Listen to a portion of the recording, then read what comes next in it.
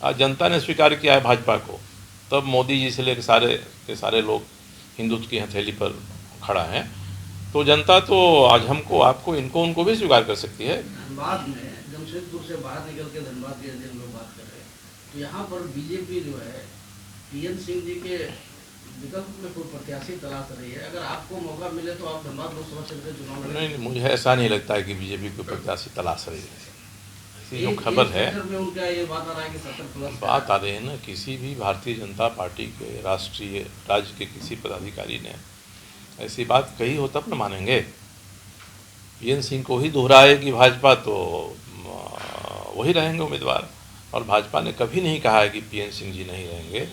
इसलिए हमने पिछली बार कहा था कि भाई नानी को मूंछ हो जाएगी तो हम उनको नाना कहेंगे कि नहीं कहेंगे। ये सवाल कोई पूछेगा तो इसका जवाब कोई क्या दे सकता है। आप लड़ना चाहेंगे धनबाद से लोकसभा में चुनाव? नहीं, हम क्यों लड़ना चाहेंगे। कोई निर्दलीय एक व्यक्ति लोकसभा का चुनाव लड़ के जीते, कोई न तो एके राय हैं न एके राय जिसमें लड़ उसमें की परिस्थिति है। तो इसलिए मैं इतना अज्ञानी अनुभवी राजनीति का तो नहीं हूँ कि मुझे दावा कर देना चाहिए कि मैं यहाँ से चुनाव।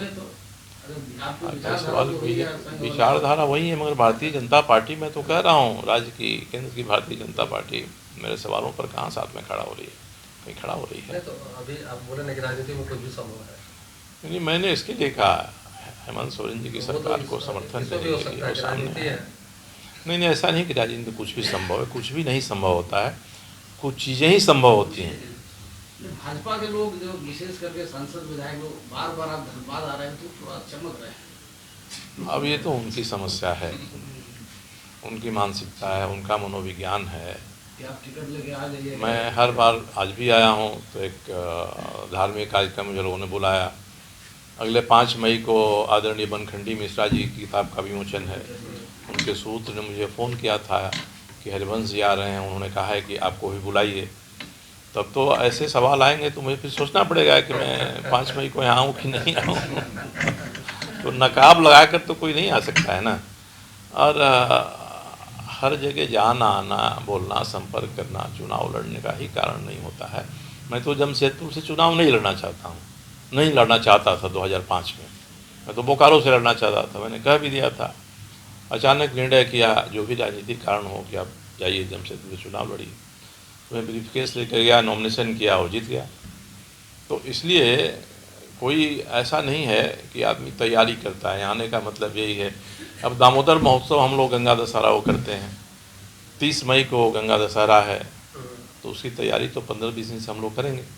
अब वो ये कहे कि गंगा दशहरा के दिन दामोदर महोत्सव की तैयारी करना भी राजनीति में आने और चुनाव लड़ने का ही एक हिस्सा है, तो जो ऐसा सोचता है उसके मन के ऊपर है।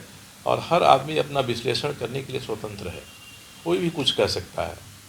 तो सोचना, तर्क वितर्क करना, ये सब अपनी जगह ठीक है, मगर मैं 4 धामों में से एक रामेश्वर धाम सहित तिरुपति बालाजी, कन्याकुमारी, मदुरई माँ मीनाक्षी देवी और श्री मल्लिकार्जुन ज्योतिर्लिंग का झारखंड में सबसे कम दर पर सब परिवार दर्शन लाभ का अनुपम अवसर।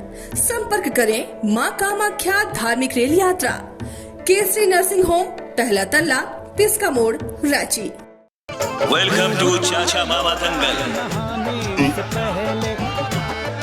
हास्य अदाकार संजय मिश्रा से गुजारिश है कि वह अखाड़े में कूदे और फुलटूस को ट्रॉफी से नवाजे।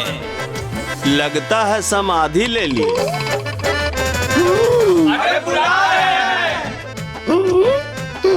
अरे बोल रहे हैं कि बुला लो। टॉप टेक सीमेंट, जो जोड़े तो छोड़े नहीं, मजबूती ही हमारी पहचान।